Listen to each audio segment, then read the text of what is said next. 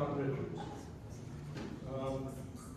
Two past presidents of the Sinclair Society, George and Sally, and one leading contender for the next president of the Sinclair Society, Shaun T. Richards.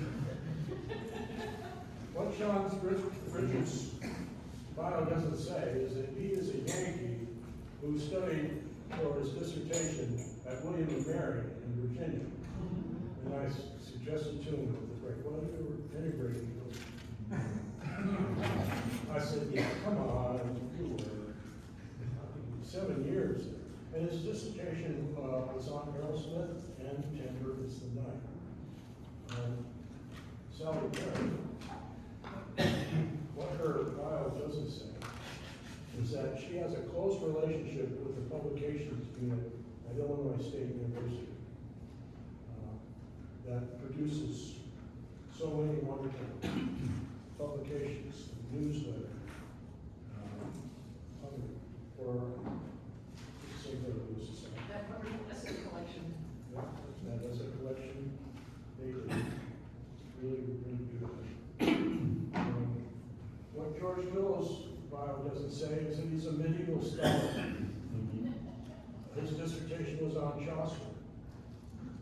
And he was at an NEH seminar at UCLA, where one day he went to the Huntington Museum and Gardens, Huntington Library, where he had access behind the closed doors to the manuscript. And George is fanatical about punctuation in Chaucer's day.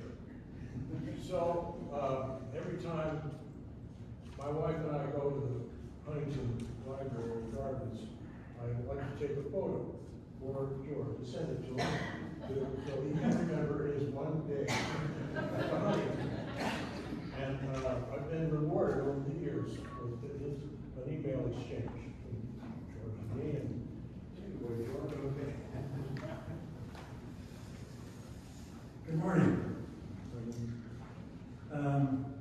A pervasive element in Sinclair Lewis's satire is a critique of our common language and familiar modes of discourse that fail to carry deeply needed meaning. In the 1925 novel Arrowsmith, this element shows up in Dr. Pickerbaugh's Rhymes for Public Health. Mildly amusing even now, these rhymes do not assault our ears as disturbingly as Babbitt's jingoistic speech to the Zenith Real Estate Board, but they share in Babbitt's shallowness, and they would have resonated with readers in 1925 more resoundingly than they do today, for American culture then contained more light verse and jingles than it does now. Lewis's treatment of the inadequacy of familiar modes of discourse has been an interest of mine for some time, and I have elsewhere discussed how this issue has appeared in 5 other books of his. In brief, my findings are as follows. The 1922 novel Babbitt contains not only the protagonist's famous bombastic speech, but also several examples of advertisements, 2 society page excerpts, pep songs, and excerpts from 3 sermons. These texts occupy more space than needed if their purpose were merely to reveal character or advance the plot. One advertisement, for example, going on for over 500 words and taking up 2 whole pages. All these texts show the semi-comic emptiness in Babbitt's world. The 1927 novel Elmer Gantry exposes the same semi-comic emptiness, this time portraying hypocritical and inflated church lingo spouted by Elmer and his associates, the only fully admirable pastor being the relatively quiet Andrew Pengilly, whose role in the story is almost too small to notice. Even the words of liberal Frank Shallard, who suffers a beating for his ideas that blinds him in one eye, seem excessive and not quite capable of profound meaning. Religious language is again shown to be inadequate in Lewis's 1949 novel, The God Seeker, a book with a more serious tone than Elmer Gantry, that concludes with protagonist Aaron Gadd deciding to abandon the missionary effort on the Minnesota frontier and to stay away from the, quote, words of religion. At the end of the book, when his wife asks if he believes in God, he tells her to, quote, stop drinking words. Another kind of discourse that Lewis subjects to semi-comic satire is the language of fundraising and public policy. The main book in which he exposes the emptiness of this kind of discussion is the 1943 novel Gideon Planish, but he also hints at the problem in the 1938 novel The Prodigal Parents, which shows an annoyance with mentions of conditions and situations. Lewis himself was known to complain about his second wife Dorothy Thompson's talk of conditions and situations. The language of the organizators and philanthropers in Gideon Planish tends toward cliche, abstraction, and dishonest inflation, and in so doing seems to diminish human value. An acknowledgement that must be made before we focus on Pickerbaugh is that Lewis took delight in writing easy verse himself and had considerable tolerance for the efforts of others. He composed rhymes for purposes other than satire. He wrote cheers in high school, as we've seen. Wooing Marcella Powers when he was in his 50s, he constructed silly lines to amuse her. He put together rhymes for other occasions too. For example, this one, Remembered by First Wife Grace, which he composed in the middle of the night after eating too much stew in Marseille. All things pass, beauty and bile, one eats lobster a little while, one is sick a little longer, dead is the song, and deader the songer. Not only did he enjoy making verse like this, but he also could see past inadequacies when the meaning was greater than the expression of it. Observing in 1942 an epitaph for a teenager who died in 1859, he wrote it down in his Minnesota diary. Here is part of that epitaph, plus Lewis's comment. The epitaph is, "Rest thee, loved one, where we laid thee, where the wildwood maketh sigh, tears perfume the bed we made thee, where the withered foliage lie." And then he comments, probably Lucius Beebe, Mencken, and the New Yorker would find this all very funny. What became of Hiram, the young husband? I did not see his headstone in the cemetery. Did he wander on west? Did he marry again? Had he raven locks like a steel engraving? Or was he young at all, this husband of poor little Sarah, aged 19 years, 5 months, 12 days? The diarist here sees the failure in the verse, but he is moved anyway. Lewis clearly enjoyed versifying and could forgive expressive failure in others when the meaning warranted it. The novel Arrowsmith, which reveals flaws throughout American medicine, makes an additional satirical point by portraying Arrowsmith's public health department boss, Dr. Ellis Pickerbaugh, as a rhymer. This Abodian character who writes jingles to inspire sanitary effort invests more time and interest in public relations than in health, thus becoming a personality well enough known to get elected to Congress. The section of the novel featuring him provides 9 examples of his poetic efforts, 3 of them being couplets, and the others being as long as 8 lines. This amount is more than would be needed to reveal his character.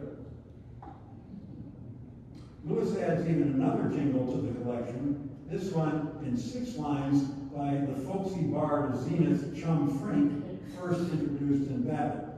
The excess of examples, most of them connected to a loud character who likes to hear himself talk, suggests something wrong with cute rhymes as a mode of discourse.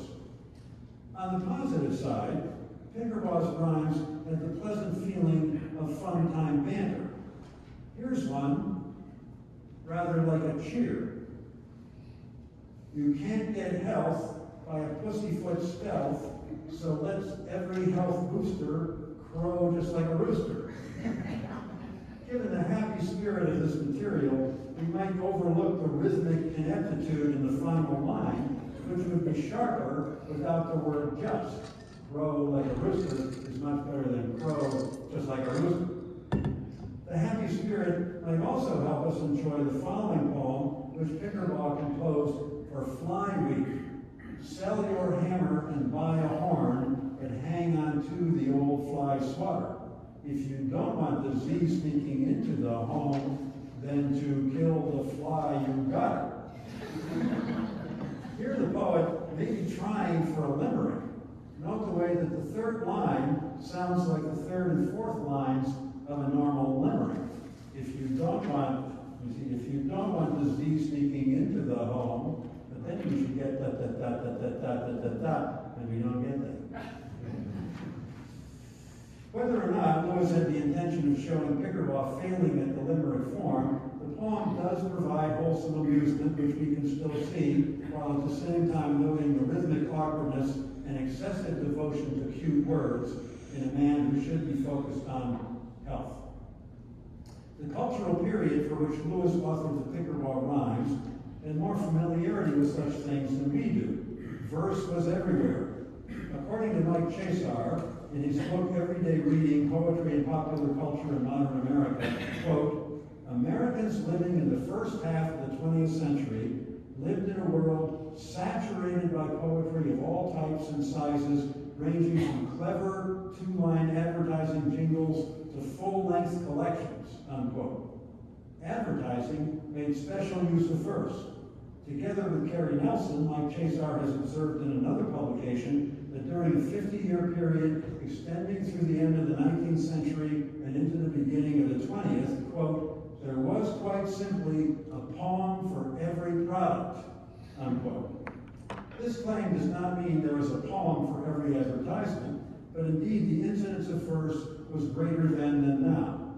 The following examples, gleaned from publications produced during Lewis's life before Arrowsmith, bear witness. The first is an ad using verse for Stiro bouillon cubes from the Ladies' Home Journal in 1924. Cook is leaving, mother's grieving, everybody's sore, toss some Stiro in the stew and hear him call for more. Here is an ad for William Rogers and Sons silver plate from the Ladies' Home Journal in 1923, showing a bonneted young woman addressing a fish with a poem. Good morning, fish. Your silver scales the sea air neither dims nor pales. Pray, are they guaranteed for life, like my silver spoon and fork and knife? The next example is a Campbell soup ad from Harper's Bazaar in 1924, including this jingle, a famous can with label bright, few minutes time at most, then Campbell's offers sure delight to family, guests, and host. Yet another example, taking its cue from a well-known children's rhyme, is an ad for FPC wax from Harper's Bazaar in 1903. The advertisers must have thought that surreal amusement might sell more effectively than logical appeal. Ride a good horse to Banbury Cross to give little lady a ride. Oh, the road's a hot iron with FPC waxed, so the dear little lady can slide. Yet another example is the rhyme in an ad for faultless starch from a newspaper in New Mexico in 1911. My pa has lots of shirt to show. He says that that's all right, as long as ma has faultless starch to keep his shirt so white. Some ads build a story with extended verse reinforcing an illustration. Here, for example, is an ad for Velvet pipe tobacco from Collier's in 1916. It features a rugged gentleman with a handlebar mustache and pipe who boasts of his independence from secret societies, saying, I'm a member of no order with a mystic sign and grip, but a 33rd degreeer in a worldwide fellowship that flourishes wherever there be two good men and true that both smoke a pipe together, same as me and you. When you meet a real pipe lover, you're more than like to find a man who thinks before he speaks, a cheerful man, kind, hardy fellows, good companions. They belong 9 out of 10 to the independent order of real pipe-loving men. An ad for Dr. Sweat's wig from the Bemidji Daily Pioneer in 1920 features a comely young woman facing the viewer, holding a tray with glasses and a bottle, with shadowy Union soldiers behind her on one side and shadowy Confederate soldiers behind her on the other, plus an accompanying poem suggesting that the men who opposed each other in the Civil War are now united through their sons who just fought together in World War I. Here's the poem in 3 stanzas. The first stanza represents the Union soldiers, the second the Confederate soldiers, and the third the World War I soldiers who unified the two. From eastern hills and western plains, the silent host begin in trains to cheer you valiants now who tread in living memory of the dead. Fair Dixie rallies to the call, for he shall not forgotten fall, who dies that such a faith might live, which bids the soldier all to give. United shall they march today, once foemen in the blue and gray, who in the khaki of their sun have found their causes are as one. That's all for root beer. Poetry served, of course, not only to sell products, but also to advance civic causes. During World War I, an organization called the Vigilantes published a book called Fifes and Drums, a collection of poems of America at War. The final stanza of a poem called Columbia's Shop this poem promotes war bonds, and here's the final stanza. Columbia has opened shop, the foreign trades astir, pray step inside, the door stands wide, and buy a bond from her. Pickerbaugh would have been proud to write a promotional verse such as this, and maybe even prouder if he could have penned any of the abundant light poems written for amusement only that helped to fill up the magazines and newspapers of the time.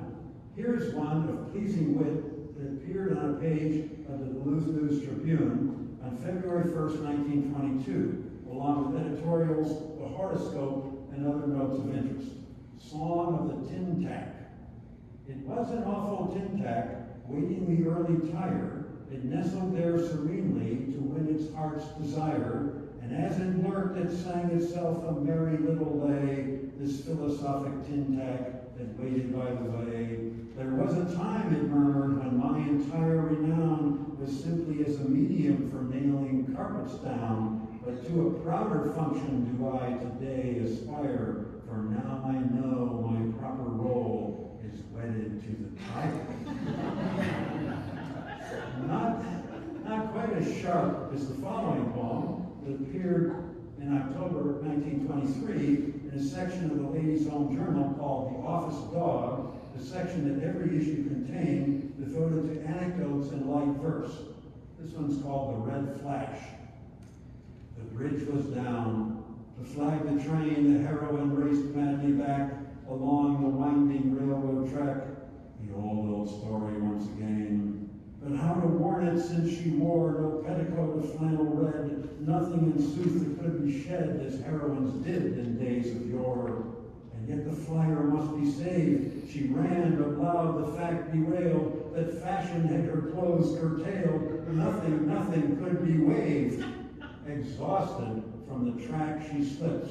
But look, the watchful engineer slows down at sight the signal clear. He sees the red upon her lips.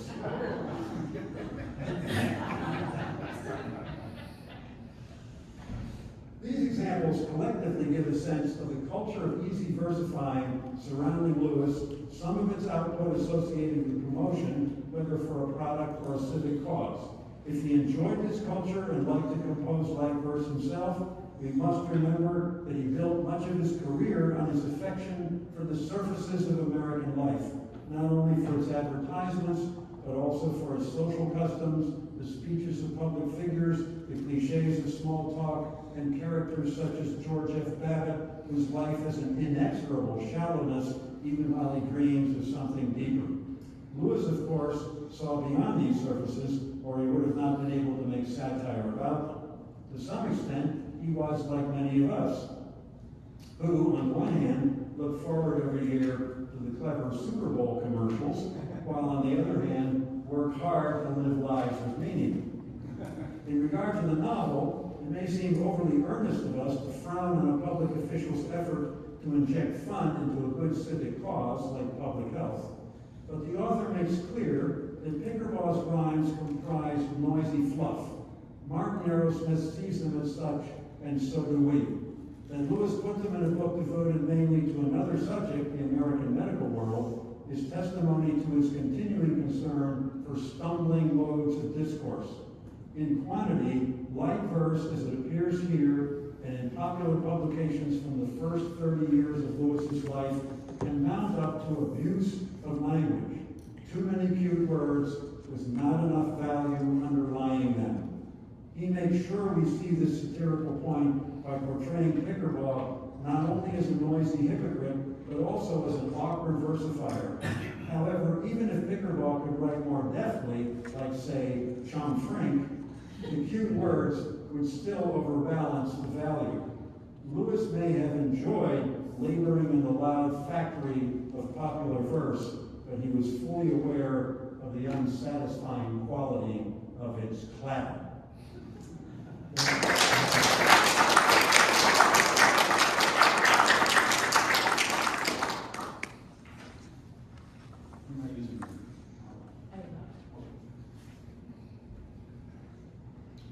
Since I'm talking on Leora, I thought if I had a PowerPoint, it would just be pictures of dead Leora sort of lying in her veranda. I thought that would be bad. So, the title is Lovely in Her Abnegation, Life and Death of Leora Arrowsmith. And this I find it's an interesting article, or an interesting take, I think. It was inspired by a letter that, my paper was inspired by a letter the publisher Alfred Harcourt wrote to Sinclair Lewis on March 11, 1925, about the reviews Arrowsmith was receiving. I'm glad to see that most of them recognize Leora for part of what she is, just about the best woman character in American fiction that I know of. According to Paul DeCroft, Lewis's collaborator on Arrowsmith, Harcourt was so taken with her character that he suggested to Lewis, why not end the book with the death of Leora? Why not call the book Leora? That seemed to be, several people seem to have suggested that. Lewis thought this was a terrible idea and threatened to withdraw the novel from publication. However, when I ran across Harcourt's remark again, I wondered, what is it about Leora that makes everyone think so highly of her? In surveying both reviews of the time as well as later scholarship, I realized that there was very little on Leora beyond the sort of general praise for her as a strong supporter of her husband. The early reviews were overwhelmingly positive. I'll start with Henry Walton Stewart, who in a front-page essay for the New York Times Book Review found faults with part of the novel, but not Leora. The enthusiasm for her character took over his review. Out of the maelstrom of spite, injustice, and latency, like a violet lifting its head shyly in a heap of shattered test tubes and retorts, is born for us one of the sweetest characters in all fiction, Leora the Incomparable. If Mr. Lewis had done nothing else, he has come near giving us the great story of married love for which the world has been waiting. After some discussion of the plot, Stewart says that from the moment that Leora claims Martin as her own, she does more than dominate the story, she makes it. When she dies, tragically, it is over. The brief remainder is a rather dreary anticlimax. She is the true gypsy mate, gay and wild, fierce and steadfast as steel, who never once imprisons her lover within the walls of her own desires and demands. He concludes his review. Leora is in the great line, blood royal fiction. She sweetens and shines through the narrative, and when cruel death has reaped her, lingers on in the memory, decked in such grace as morning shadows wear. Not all contemporary critics went on such length, but they were still full of praise for her. But in the Republic, T.K. Whipple gushed, Leora, Martin's first wife, is by general consent Lewis's masterpiece in the creation of character. Not only is she likable, but she is indubitably real, though she is portrayed casually and without effort. No other character I know in modern American fiction equals her absolute final reality. Henry Seidel Canby, editor of the Saturday Review of Literature, wrote, Leora, the first wife of Martin Arrowsmith, who trots along with him like a wise little dog, tactful and plucky and adaptable and humorous, even over her own failure to be smart and brilliant. Leora is the realist's version of what the American sentimentalist means by a good pal. She is possessive without being predatory. She convinces absolutely, like one of Jane Austen's characters, without any apparent effort on the part of the novelist to make her convincing. Now, later critics have remained positive, even if a little bit more tempered. Mark Shore, in afterwards, the 1961 Sinclair edition of Arrowsmith, called her Lewis's most engaging heroine. And Robert J. Griffin, editor of the 1968 20th Century Interpretations of Arrowsmith, commented that Leora has been perhaps too lavishly praised. She is indeed a likable lady, and much more convincing than the second Mrs. Arrowsmith, but she no longer seems on par with the characters of Jane Austen. The praise for Leora is ongoing, even this year. So in anticipation of the announcement of the Pulitzer Prizes in May, the website Sureform compiled their list of the 100 best Pulitzer Prize winning books, which included Arrowsmith. Of the 4 paragraphs discussing the novel, one quarter of it was on Leora. It is Leora Tauser who makes Martin's life extraordinary. With vitality and love, she urges him beyond the confines of the mundane to risk answering his true calling as a scientist and researcher. Not even her tragic death can extinguish her spirit on or her impact on Martin's life. So, although I don't want to denigrate Leora or what she's become the popular imagination, I'd like to challenge her reputation as an ideal woman. Mark Arrowsmith and Sinclair Lewis may think that she's the perfect wife, but I see her as a fanciful patriarchal creation. As I noted in the article in the Studies of American Fiction some years ago, Leora is nearly too good to be true. And that's where my problem lies. Although Leora may seem to be a realistic character with sloppy clothes and her introverted manner, she's a fantasy. Someone who becomes so closely aligned with her husband that she seems to conveniently fade away when he's not with her. She keeps him focused on his passion for science, only criticizing when he veers away from the future that she knows he wants for himself. As the novel develops, Leora seems to have less and less life outside of helping Martin. Always around to offer sandwiches, work in his lab, or disappear because he has other things to do.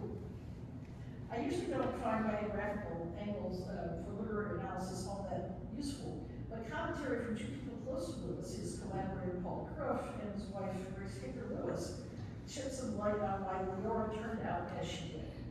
DeCroft writes in his 1962 memoir, The Sweeping Wind, that Leora was much like his second wife, Leah Parry, whom he married just as he and Lewis were starting working together. Leora's work in Martin's various labs is modeled on the work that Leah did for DeCroft at University of Michigan. When Lewis decided it was narratively necessary that Leora should die in a plague, DeCroft wrote, I wept at Red's decree that Martin's wife, the devoted Leora, must perish in the plague, dying pitifully alone while her Martin was off fighting the black pestilence. I cried because Red's portrait of Leora, lovely in her abnegation, was growing more and more to be the image of my Rhea. DeCroft thought the brave small Leora was worth the whole kit and caboodle of all the characters. He eulogized her, saying that Leora was, as Lewis called her, undemanding wife every man dreams of. And she is a dream essential to Lewis's life and career. Grace Lewis offers additional insight in her memoir, The Love of Gracie, published 30 years after Arrowsmith. She is clear-eyed about how Leora functions in the novel, noting that Leora is still appealing, but even she, the most admired of all these women characters, is not three-dimensional. He had pinned on her the placard, undemanding wife every man dreams of, as he had pinned signs on women and other women. Grace was not the retiring and totally selfless woman that Leora is. Lewis's portrayal of Leora may actually have been a way to get back at Grace, fashioning what he thought was the perfect spouse for the creative man. Sinclair and Grace's marriage was deteriorated as Lewis became more famous, due, as Rebsky writes, to his already exercised conviction that he needed complete freedom from familial obligations to write. It's clear that Lewis strongly identified with Martin Arrowsmith. This is evident both from his mock obituary in 1941, The Death of Arrowsmith, and his 1927 self-portrait, which noted that most of his capacity for loyalty to love and friendship had gone into Leora. James Hutchison commented on the parallels between the character's career and Lewis's career. Just as Arrowsmith turns his back on marriage in favor of his work, so too did Lewis at the time shirked his responsibilities to Gracie. The more carefully I looked at the portrayal of Leora, the more troubled I became. In tracing the arc of Martin and Leora's relationship, it became clear to me that she changes from an independent woman who was left home to pursue a career to one who literally sacrifices herself for her husband's work. Their first meeting strikes a romantic chord, even though the young doctor is condescending to the nurse who is on her knees before him, scrubbing the hospital floor. She is sassy and talks back to him, telling him that she's being punished for smoking a cigarette, a bad habit that foreshadows her death. That's what's rather than being in awe of him, and nurses back then were supposed to be subservient to doctors, she acts as though they were equals. Martin is infuriated by her indolent amusement, and although he snaps at her, he's also so fascinated that he asks her out to dinner the same night.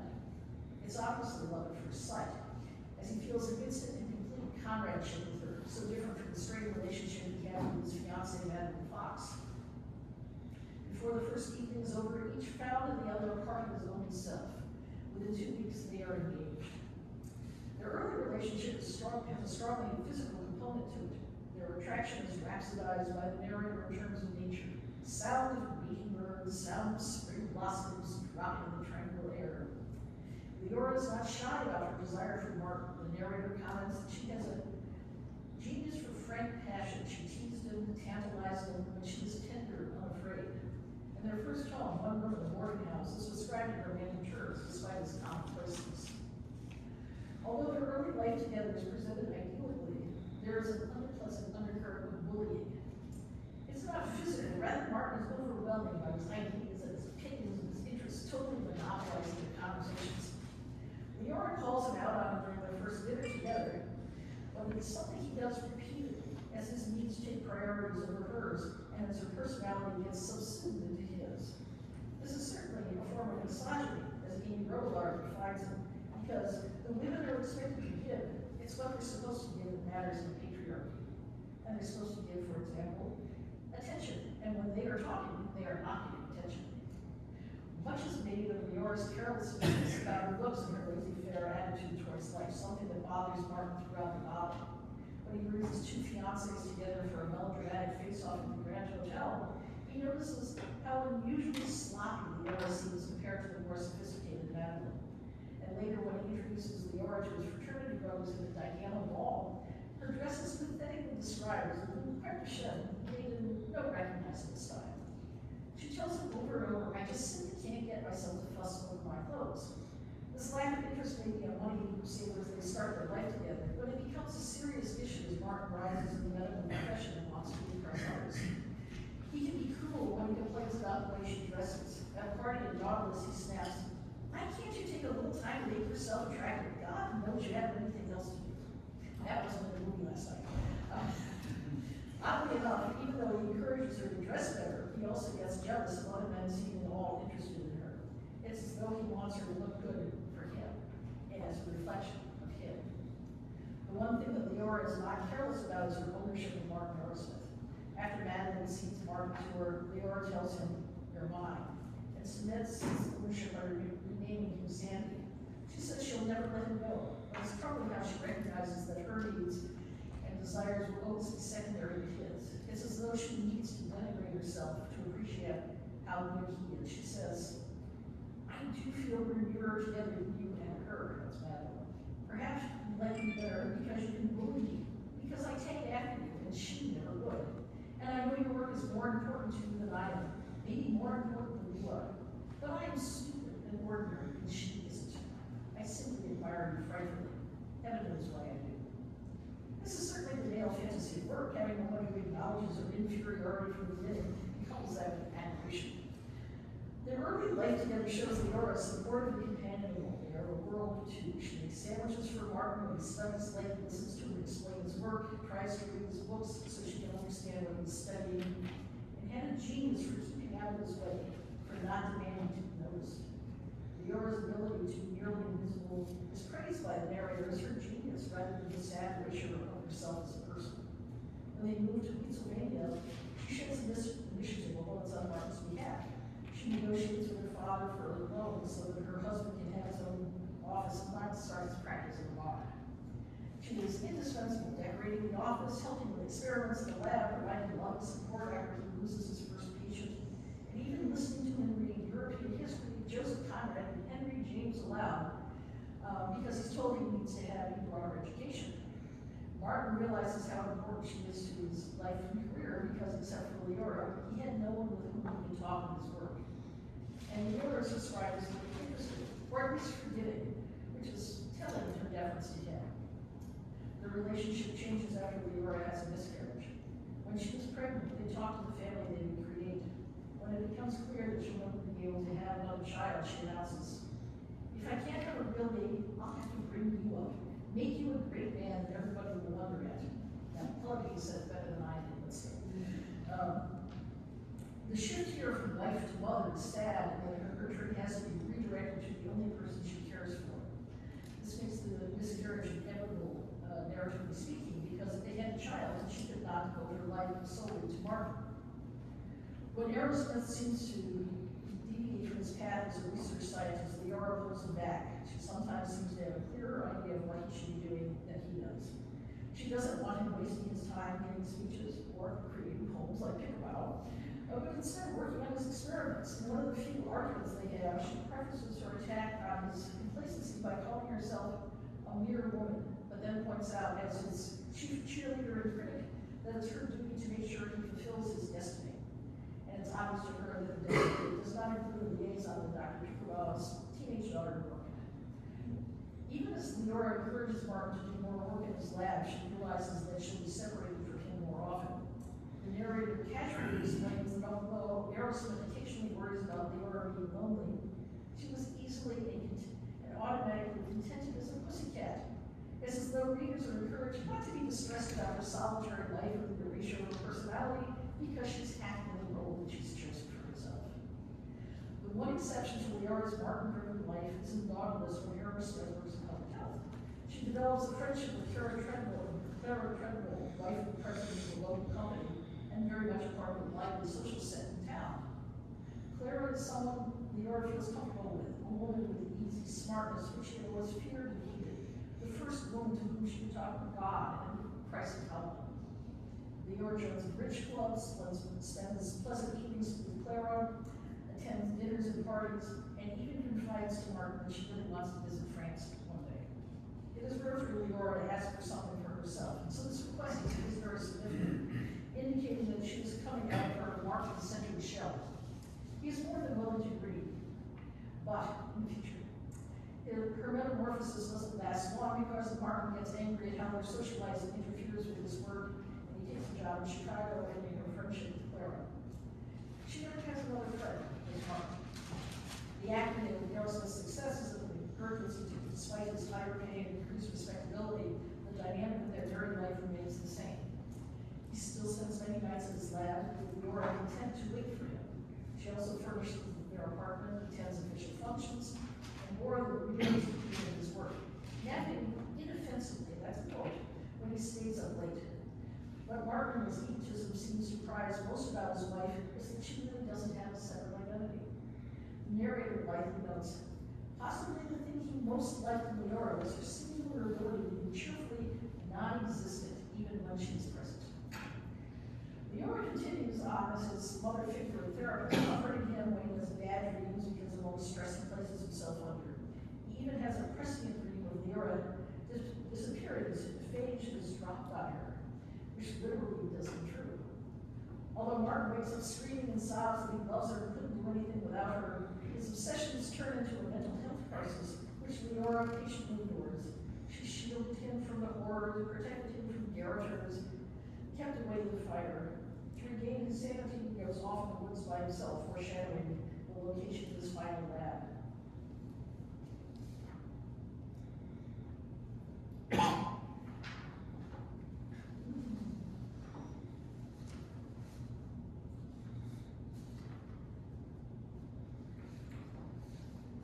When they get to the Caribbean, one of the things that Leora is very important is wants to come. She's pitiful about. She claims that she has no life separate from Martin, and so therefore she must come with him. And although he resists, he takes her along, and she is helpful in helping with the manufacture of phage and so forth. When Martin moves away, she is very sad, obviously. He claims he'll be back soon. And there's a very telling point where her indolence contributes to her death, because she says, "Oh, I forgot to take my injection of phage today." Sometimes one seems to get one shot, sometimes one seems to get multiple shots. Well, she forgets to take it, and unfortunately, the next day, she forgets again. Missing Martin terribly, she visits his lab and lights that half-smoked cigarette to take in an aspect of his physicality, little realizing that a maid is not going to the test tube and the plague germs had transferred to the cigarette butt. Her love both of Martin and smoking proves fatal. Leora's death was the final sacrifice for her man, becoming a catalyst for his further success. In his grief, Martin throws over his scientific research and allows injections of phage to be given to everyone. As the plague subsides, he becomes a hero both to the people on St. Peter and to the medical establishment more generally. His fame as a research scientist and a great man was the result of her life and death. Arrowsmith may have thought twice about marrying again after the death of his Pickerbaugh wife, but he's a relatively young man and was attracted to Joyce Lanyon and St. Hubert, even flirting with her as his wife lay dying. Critics have usually either ignored Joyce or mentioned her primarily in terms of plot. Although Joyce's wealth and social life is a bit fantastic, her desire to be treated like a human being is more realistic than Leora's self-effacement. Martin was spoiled by Leora's selflessness and lack of guile. As the narrator remarks, he had expected Leora to wait for him, to obey his wishes, to understand without his saying all the flattering things that he had planned to say. Joyce has wants and needs of her own. On their honeymoon, they enjoyed each other's physicality, which is not something we associate very much with the marriage of Martin and Leora, especially after the death of their baby. In addition, Joyce gives birth to a live child, rather than the miscarriage that Leora suffered, which indicates, at least metaphorically, a greater vitality. Martin is surprised when she is annoyed when he stays it out all night with the lad, misses dinners with guests, and generally ignores her. Although the critics of Joyce, including the narrator of Arrowsmith, complained that she was trying to manage her life, she reminds me a bit of Carol Kennicott, as a woman who will bring but no work. She wants a work-life balance for Martin, and is not content like Leora to just stay home and out of the way. Her well-intentioned attempt to make him happy by building a lab in their home so he won't have to stay in town overnight is dismissed by Martin as too much interference. Leora may be the fantasy woman that a creative man wants, but Joyce is a person in her own right, not one whose connection to Martin totally defines her. Small wonder their marriage doesn't work out and he abandons her for his independence in the woods. Could Martin Arrowsmith ever be happy with any wife but Leora? I don't think so, because his egotism blinds him to the needs of others. Leora accepts that. Although she may seem a flesh and blood woman at the start of the novel, she limits the agency of individuality as Martin becomes enmeshed in his work. The message seems to be that the spouse of the creative person must be subservient to the work. It's depressing that most critics have celebrated Leora for all that she is and is not. The lesson seems to be that although a creative man may have a wife, children, and friends, he needs them, as Shaun wisely noted, to be totally permissive and understanding, who will always be there when he needs them, but not there when they might be away. A male fantasy indeed.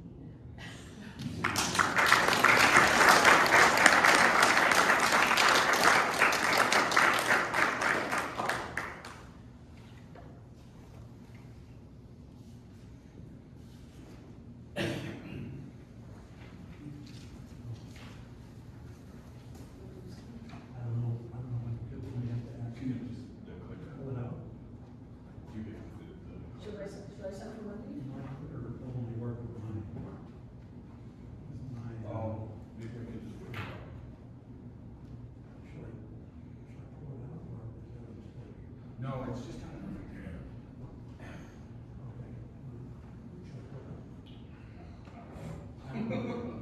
it's okay, it's just one image. Yeah.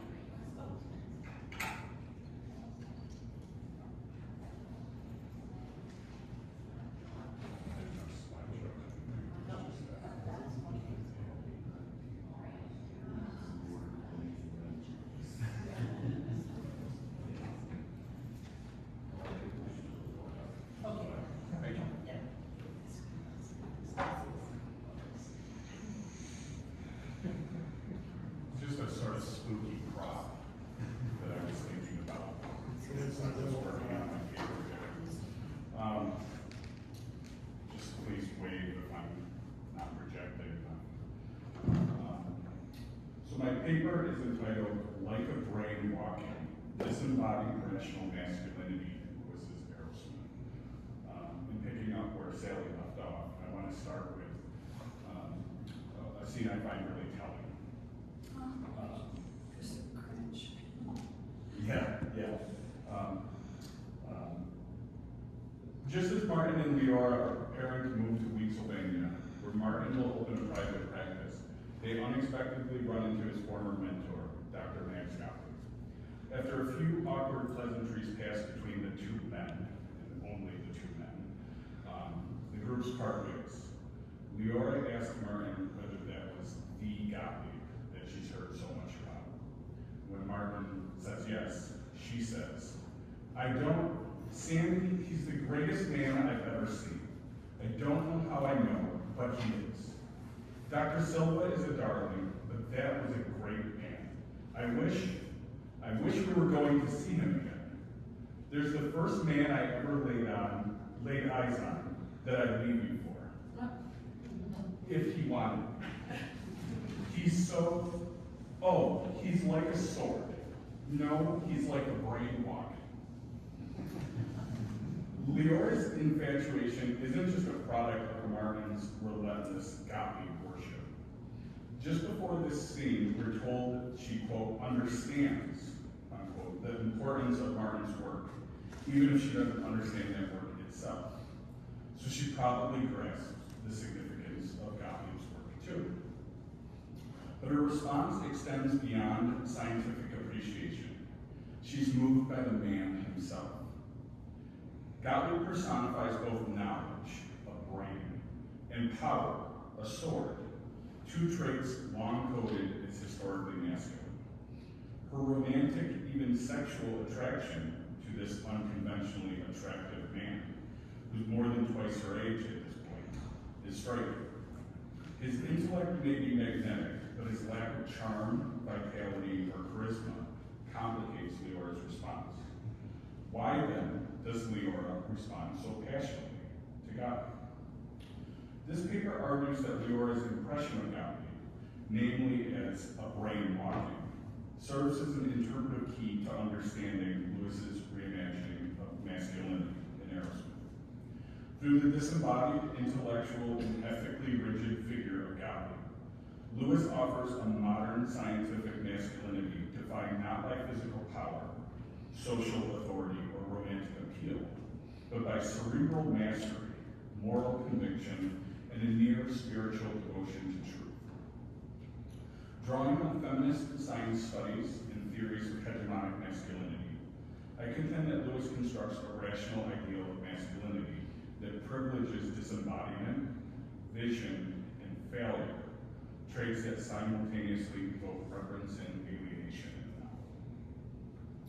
To support this argument, I focus on three interrelated aspects of Gottlieb's character. First, I explore how Lewis privileges the mind over the body in his depiction of scientific masculinity, following a long-standing philosophical tradition that equates masculinity with disembodiment.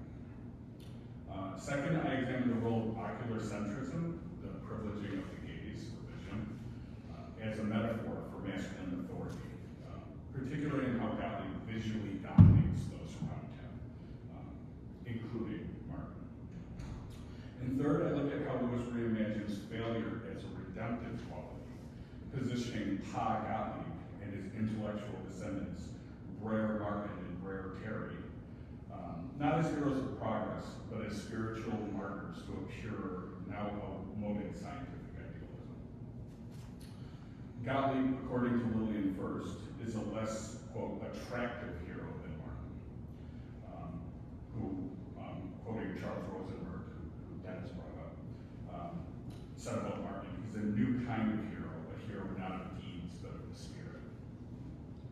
Together, these threads show how Arrowsmith, the novel, reframes masculine greatness as something disembodied, haunting, and ultimately unreachable. Building on the close reading of Leora's first impression of Gottlieb, critical scholarship offers some key insights into how Lewis constructs masculinity in the novel. When we situate Gottlieb within broader discussions of disembodiment, intellectualism, and scientific authority, a clearer picture of Lewis's masculine ideal emerges. Scholars have long noted how Arrowsmith constructs a scientific masculinity that departs from traditional ideals, which are based on physical dominance or social authority. Again, Charles Rosenberg, for instance, describes Gottlieb's presence as suffused with a, quote, spiritual, inherently transcendent quality, suggesting that Lewis elevates the scientific vocation to a kind of secular priesthood. Hub Spark claims that Martin is, quote, converted to the spirit of pure science by Gottlieb. He also describes this suffusion as being infected by it. Michael Augsburger highlights how Gottlieb's masculinity aligns with early 20th century professional ideals, rooted not in force or fame, but again in cerebral mastery and moral discipline. Gottlieb's failed tenure at McGurk as a director of McGurk only bolsters his status as, in Augsburger's words, the exemplary adversarial professional. Augsburger again calls Gottlieb the novel's guiding spirit. Together, these perspectives reveal how Lewis crafts a masculinity defined by intellectual authority, ethical rigor, and spiritual conviction, qualities that inspire admiration, but also underscore estrangement from more embodied and socially grounded norms. So Leora's portrayal of Gottlieb as like a brave walking captures a central tension in the novel, the privileging of the intellect over the body. Genevieve Lloyd calls this concept the man of reason, and defines it as a tradition in Western thought aligning masculinity with disembodied rationality, splitting the mind from the body. In this model, pure reason transcends corporeality, which is feminized, emotional, and thus subordinate to patient and exact masculine science. Lewis dramatizes this dualism of mind and body, masculine and feminine, in this brief but charged encounter through Leora's passion for Gottlieb, which is directed at a man stripped of bodily vitality, sexuality, and warmth. Gottlieb is not charismatic or strong. His presence is almost spectral or ghost-like. His power comes from the intangible force of his mind. His dominance is magnetic, but also distanced from embodied interaction. Again, he doesn't speak nor even look at Leora during this encounter. So this metaphor of the brain walking gestures, again, towards this longer philosophical tradition aligning masculinity with reason, and separates mind from body. Gottlieb dramatizes this Cartesian dualism. His disembodiment manifests in rigid ethics and ascetic dedication, which Leora admires his greatness. Even as it elicits unease and confusion, she's sort of fumbling around with trying to explain Gottlieb's, her first impression of Gottlieb to Martin. But she's not struck by the man, but by something more metaphysical. He's not described as having a powerful mind, but as being one. His body is erased in the name of his reason. And as Rebecca Herzig puts it, Gottlieb's manhood stems then paradoxically from the diminution of the body. Lewis presents a contradictory masculine ideal, one that commands reverence through intellectual purity, yet remains isolated and ultimately unobtainable. This paradox sets the stage for the novel's broader critique of masculinity as something fragmented and haunted by scientific idealism. This portrayal echoes Lloyd's analysis of Western rationalism, where masculinity becomes synonymous with disembodiment. Gottlieb is an exaggerated version of this ideal, a rational spirit adrift in a world of appetites, commerce, and emotional ties. His scientific rigor lifts him above his peers, but also renders him somewhat ghost-like. Lewis offers few concrete physical descriptions of Gottlieb, but the details he does provide, he's tall, he's lean, he's gaunt, he's gray, he has these sunken eyes, build a visual vocabulary of exhaustion and incorporeality, which continues as the novel progresses and Gottlieb ages. These are not the features of a robust man of action, but of someone whose physical form is already receding. His presence conveys stillness, severity, and opacity rather than energy or vitality. His authority, like that of a spirit or a ghost, operates through ethical gravity rather than social command. Tellingly, the phrase "the spirit of science" appears in the book, and it's Sandelius who refers to Gottlieb as the spirit of science. Sandelius, the larger-than-life scientific persona whose, quote, presence and oppressive bigness discomfort Gottlieb when they both work together at Pickerbaugh. And Gottlieb, who's said to have, after being terminated from the University of Winnipeg, he only expands again once he comes to Pickerbaugh. Coming back to Rosenberg, Rosenberg observes that Gottlieb seems surrounded by an aura of intellectual sanctity, purity that is bound to isolation and suffering.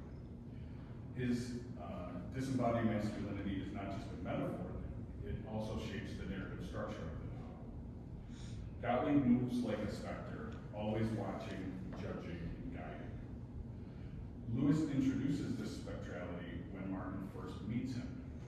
After wandering over to the University of Winnipeg's main medical building as an undergraduate, Martin sees a single light high up in the blurry mass of the building, which quickly goes out as though an agitated watcher were trying to hide from him. Moments later, a tall figure, ascetic, self-contained, apart, emerges. Quote, "He was unconscious of the world. He looked at Martin and through him. He was lost in the shadows, himself a shadow." This spectral quality emphasizes how Gottlieb's power is untethered from his physicality. Gottlieb's disembodiment is not only conveyed through this shadowy presence or spirit, but also through the power of his gaze.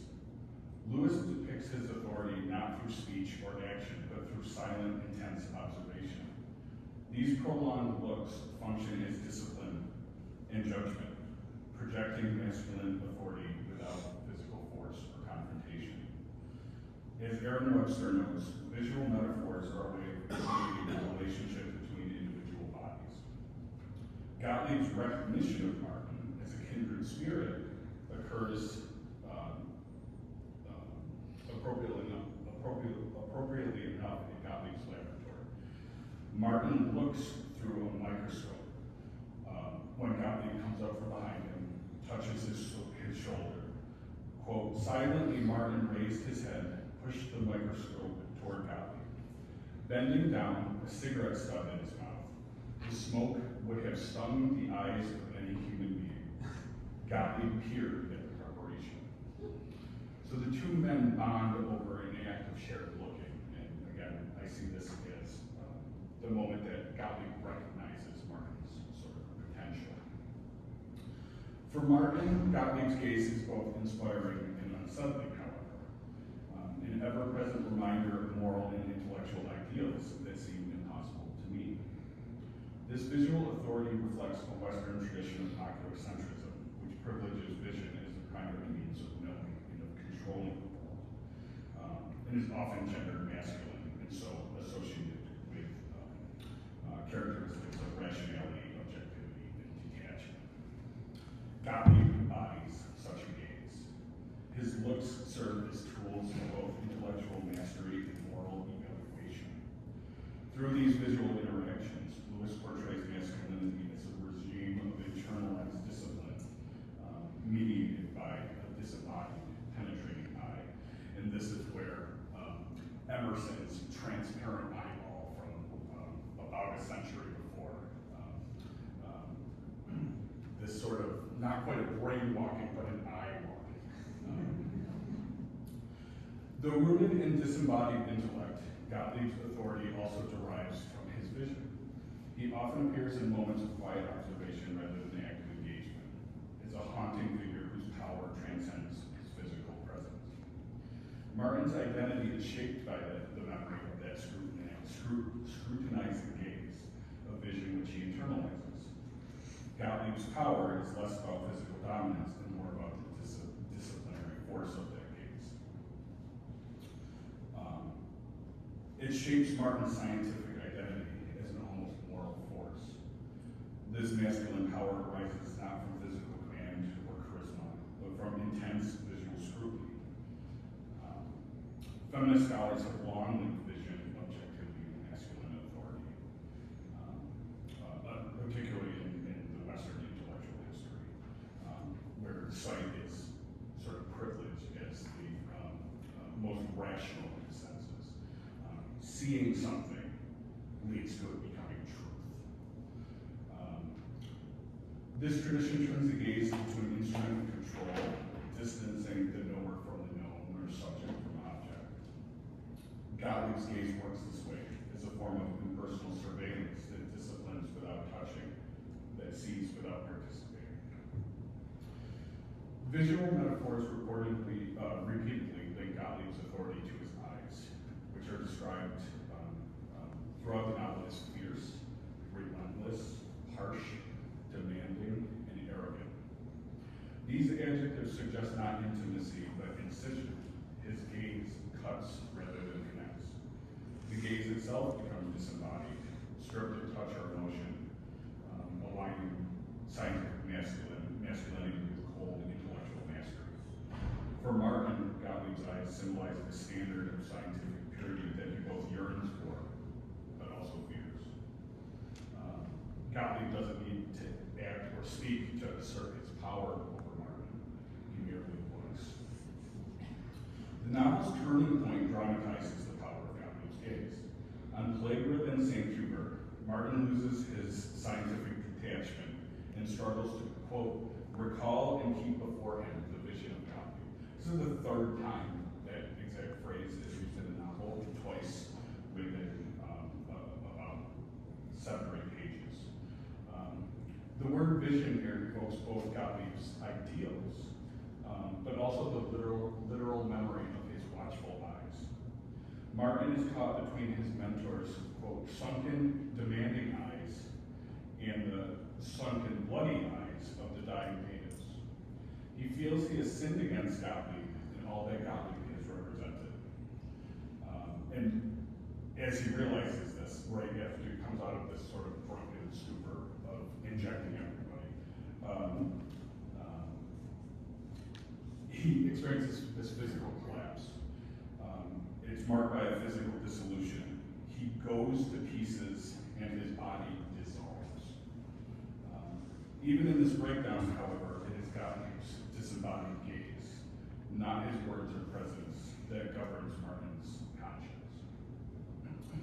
Their final meeting, when Martin returns from the tropics and finds Gottlieb senile, diminished, and dying, seals this dissipation. Martin fears that Gottlieb will cast him out with the words, imagining this, telling Gottlieb, confessing to him about his bodily spirit, that Gottlieb will say, get out of my sight.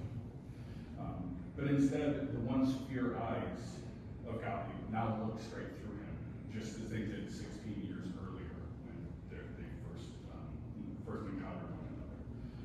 Ultimately, Gottlieb whispers only, I don't understand. His blindness, both literal and symbolic, seals Martin's permanent fall from grace. In his own mind, he will never be seen, never be recognized by the man whose gaze once gave him purpose. As Bart observes, Martin remains haunted by Gottlieb's critical gaze. Even as Gottlieb deteriorates, his presence diminishing both in terms of his degrading physical and mental health, as well as his decreasing number of appearances in the text. Gottlieb's eyes remain an instrument of judgment. The novel's final image of Gottlieb, this is in that panoramic final chapter, where you sort of see everyone through Pickerbaugh in Washington, the Tozer sitting in church back in Dakota. There's a short passage there about Gottlieb. The novel's final image of Gottlieb reinforces his disembodied masculinity. He is sitting, quote, unmoving and alone in a dark, small room. Only his eyes were alive.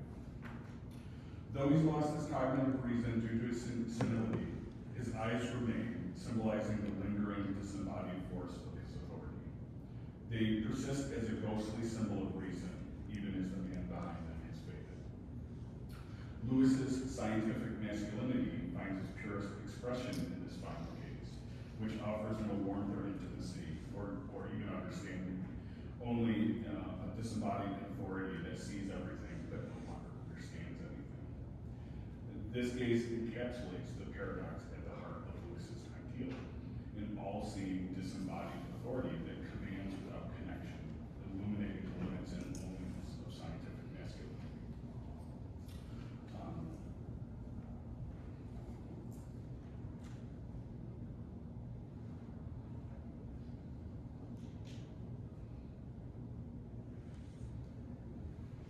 I've double printed a page here.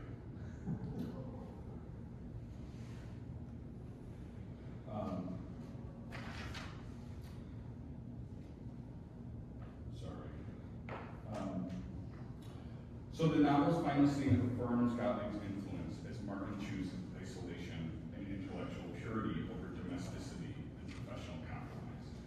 His experiment, conducted under extreme duress and in ethically murky circumstances, though it yields promising results, Martin recognizes the ambiguity surrounding his method and the breach in his standards, insists that the results not be published. Martin rejects worldly success by escaping into the woods with Parry, which cements his place as a figure of moral absolutism and spiritual self-abnegation in the model of God. He sacrifices both acclaim and influence for the sake of the scientific purity. This decision dramatizes one of the novel's most provocative ideals, that failure, when aligned with principle, is more virtuous than a compromised success. In this framework, failure becomes a redemptive act. To fall short is not merely to err or to be defeated, but to affirm a higher loyalty, to truth, to knowledge, to an ideal. Martin's refusal to capitalize on his achievement is the final gesture in a long arc of principled resistance to institutional pressures, social acclaim, and personal ambition. His, then, is a form of greatness that has no interest in being admired. In contrast to the popular scientist hero or the benevolent physician, Martin, like Gottlieb, resembles the kind of intellectual ascetic, a figure who gains stature through refusal, not reward. Again, this redemptive failure is generational, right? Martin inherits from Gottlieb, not a model of success, but one of scientific principles, resistance, calling scientists the only true revolutionaries. So with Martin's leaving behind the Girk and the success that it symbolizes, though he cannot match Gottlieb's purity, he commits to what Gottlieb represents.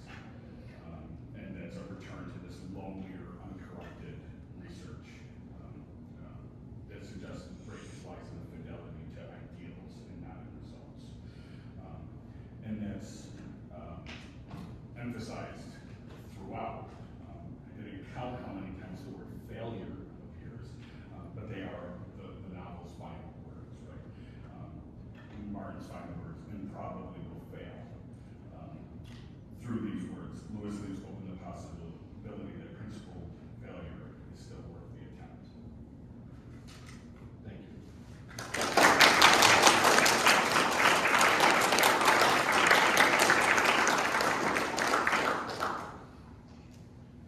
Time for questions for our trio.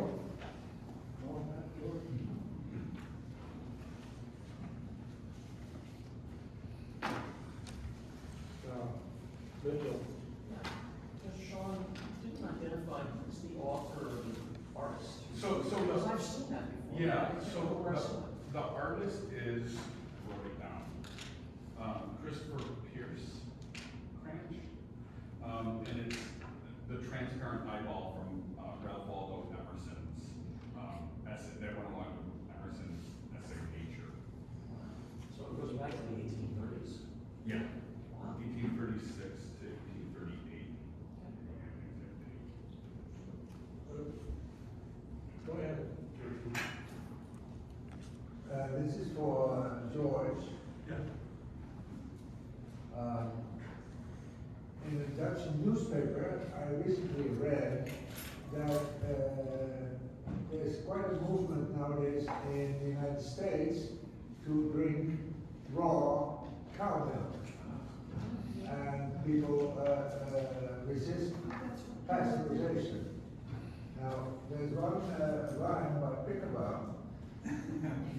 Boil the milk bottles, or by gum, you better buy ticket to Kingdom Come.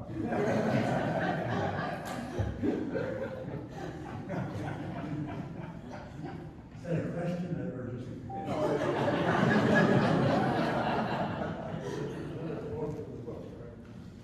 Yeah. Yeah, it's in the book. Yeah. You know, there's that episode where Arrowsmith closes down the clock shop dairy Yeah. because one of the milkmen has a sore throat, and then Arrowsmith takes a culture and finds that 3 cows are infected with the streptococcus. I consulted with my retired veterinarian brother-in-law about that, and he says that as far as he knows, there are no streptococcus infections of cows that transfer back and forth between humans and cows. And in the 1920s, they weren't able to identify strains of streptococcus the way they are today. But even then, he thinks that it would have been relatively safe to keep the dairy open. So, and it's interesting that this may take me too long to explain, so maybe I should defer to somebody else.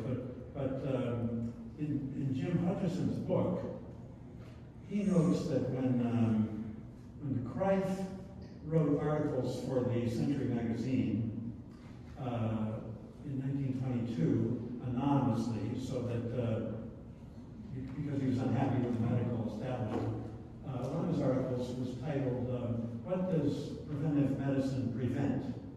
And he has a hypothetical example in there about a bunch of plumbers in a city being quarantined for fear that they might have been exposed to diphtheria when the whole city needed the plumbers in order to solve a big sewage problem. The person who did the quarantining eventually lost his job because he'd been overzealous in doing the quarantine. And Jim Hutchison thinks that very likely Lewis got the clock shop dairy story from de Kruijf's article, which would put de Kruijf really on the side of the people who would not have shut down the dairy. Isn't that interesting? Yeah, so you probably should not have shut down the dairy.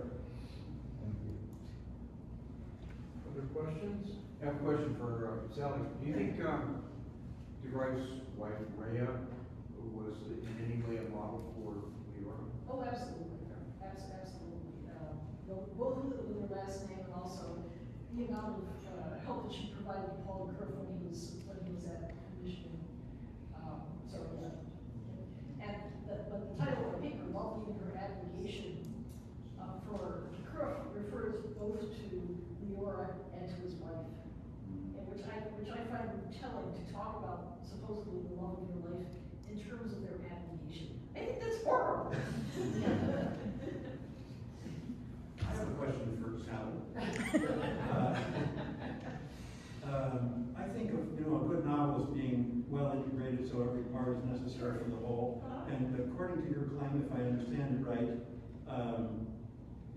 the reason that Leora is portrayed the way she is in order for us to see that Arrowsmith is very limited. You say he's an egotist, and Yes, he cannot live with an independent woman. He has to have a dependent woman. Yes.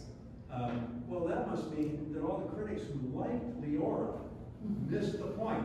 Is that right? It is, Is that yes, right? I must admit, when I was reading that, and that's why I quoted so much at the beginning of this, these long flowery things, and I kept thinking, yuck, this is awful. Because it is, it's praising the, well, somebody said trad wife, which I don't really like as a phrase, but the woman who supports the man, because the man's work is more important than the woman, and, you know, if she has a thought or a request or a wish, well, if it's not supportive, well, tough for her, or at least in Leora's case, and that's why he loves her so much. So the book and Lewis then are, would all think that Leora is flawed.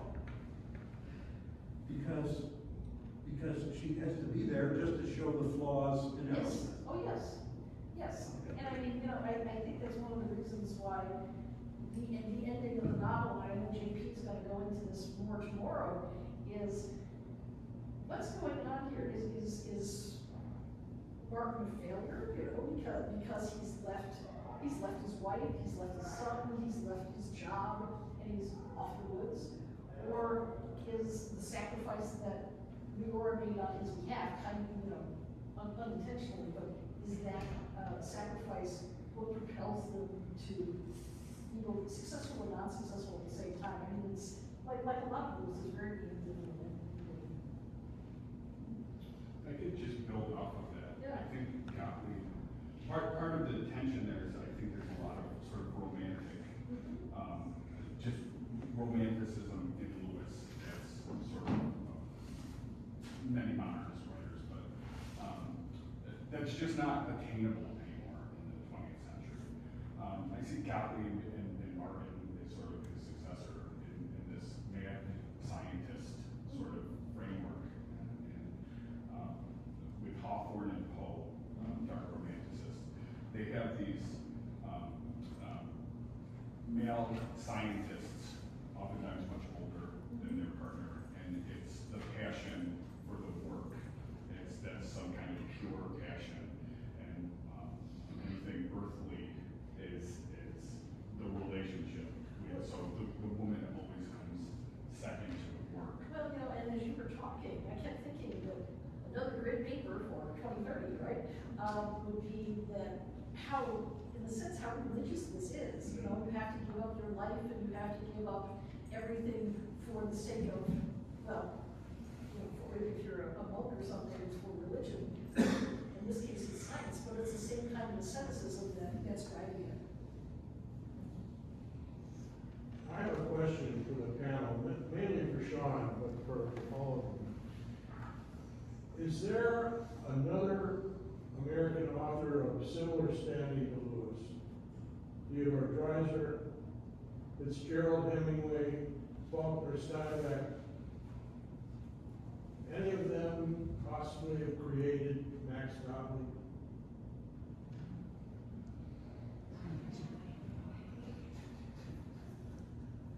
You know, I see, so, in Tender is the Night, I see the dissipated doctor of Dr. Dick Diver. I see a lot of parallels there, because Martin continued to be drunk and throw everything away. He doesn't at least once return to reality before fleeing it altogether. And he has a mentor that's not mentioned much, but Dr. Domler, I believe is his name, that he studies under. Another psychiatrist. A psychiatrist in Germany, and he's much older than Diver. There's not a whole lot about him. It sort of takes place in a flashback. Other than that, I don't know that enough modernist writers were still like writing about this mad genius archetype characters like that. Ralph, if I may, are you inferring something about his name and who he is, or the character as a mad scientist? What I'm saying is, and because I would say that almost every one of us those other writers you mentioned would never have created a character who we're supposed to look at carefully as Jewish in the 1920s or 1930s. That Lewis was almost unique when you know that story that Shaun tells about why he rejects the German publisher, and he writes, because they wanted to know if he had Aryan blood, and he writes that letter back and he signs it Sinclair Levy. Right? So the only time that I'm aware of that Fitzgerald wasn't anti-Semitic in that sort of casual way is the last novel, because he's basing it on Falder at MGM. But there's lots of evidence that Hemingway and Fitzgerald particularly had a casual anti-Semitism in how they describe Jewish characters in their books. There was a wonderful paper at the Centennial Conference in 1985 by Eric Gross called Yours Sincerely, Sinclair Levy. I strongly recommend that you read it, because it really talks a lot about Lewis's very progressive attitude towards Jewish characters. I mean, there are people that happen to be Jewish, but they're a fully rounded character as opposed to having that sort of defining stereotype, for example, that Hemingway certainly does. I have another question for Shaun. And then, now, do I understand correctly that your thesis is that the book does take a stand in favor of disembodied masculinity that seeks the truth above all other things, everything else be damned? We're going to go for this.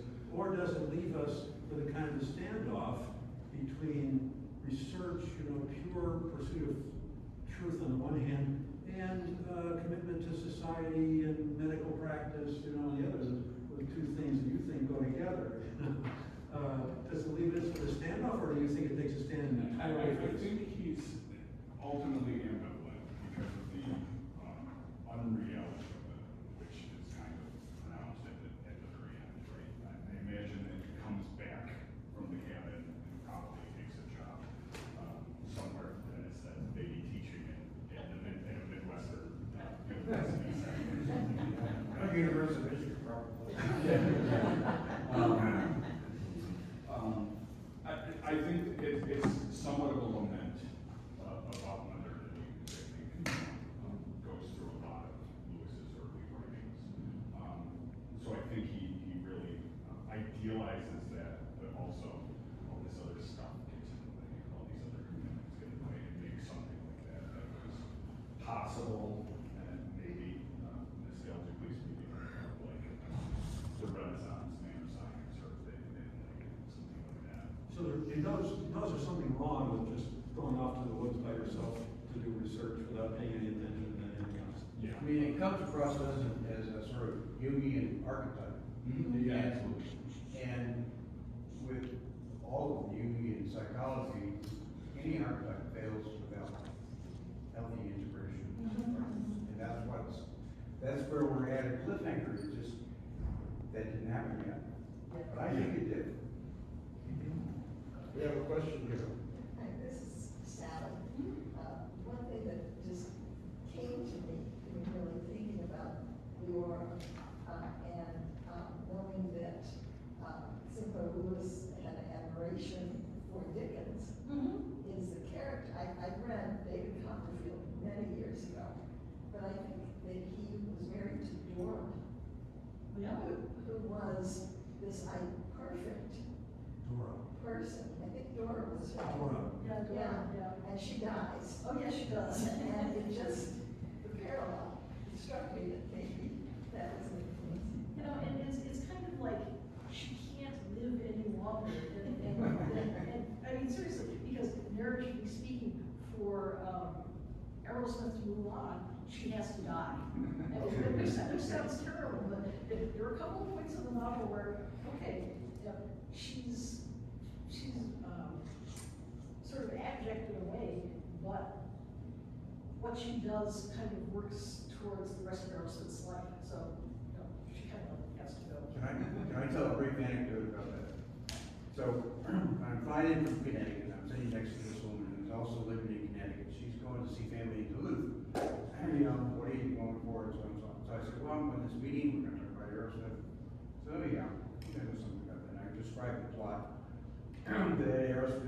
doctor takes his wife to the Caribbean island to fight the plague, and she says, yeah, I bet she dies, right?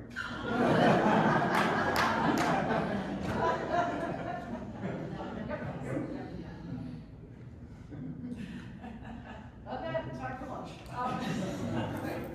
Lunches at the pub, I don't know, they didn't take tickets to dinner, so I don't know if they'll take tickets to lunch or not, but go to the pub. There's a